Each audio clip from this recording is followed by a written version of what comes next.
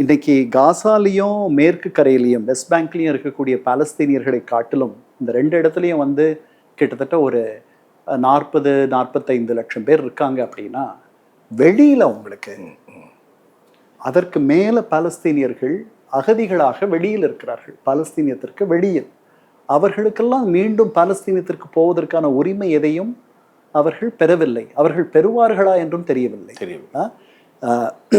நாட்டை நினைப்பரோ எந்த நாடு நீ போயதை காண்பதென்றே அன்னை வீட்டை நினைப்பரோ அவர் வெம்மி வெம்மி வெம்மி வெம்மி அழுங்குரல் கேட்டிருப்பாய் காற்றேன்ட்டு ஃபிஜி தீவில் இருக்க தமிழர்களை பத்தி பாரதி பாடினது 70 வருஷம் ஆயிட்டு. இங்க கண்டிப்பாக பொருந்தும்.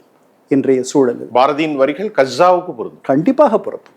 இந்த நிலையில் இருக்கக்கூடிய எல்லா மனித இனத்திற்கும் அவர் சேர்த்து பாடியிருக்கிறார். அதனால எந்த நாளில் அவர்களுடைய முன்னோர்களுடைய தாய் நாட்டை, அவர்களுடைய பாட்டனுடைய நாட்டை, பூட்டனுடைய நாட்டை இவர்கள் போய் காணப்போகிறார்கள்? எனக்கு என்னமோ அந்த நம்பிக்கை இல்லை சார். இப்போ ஒரு குறிக்கிறேன், நான் கொஞ்சம் அதிகமாக குறிக்கிறேன்னு நினைக்கிறாதீங்க. சில விஷயங்களை உங்கள்கிட்ட இருந்து நான் எடுக்க முடியும். இல்லை சொல்லுங்க. பைபிளில் பிப்ளிக்கல் நாம்ஸில் the land God promised land, எங்களுக்கு ஆண்டவரால் வாக்குத்தத்தம் அளிக்கப்பட்டது, அதை நாங்கள் விட போகிறதில்ல. அவங்களுடைய ultimate goal extend greater Israel, Akhanda Bharatam போன்ற அகந்த இஸ்ரேல்.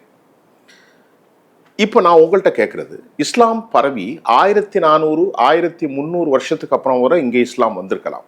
அதற்கு முன்பு கானான் தேசத்திற்கு பிப்ளிக்கல்ஸ் படி மோசேனுடைய ப்ராஃபஸிக்கு பின்பு அந்த மக்கள் displaced from Egypt to hear.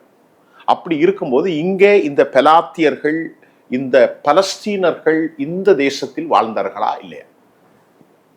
அவர்கள் அங்க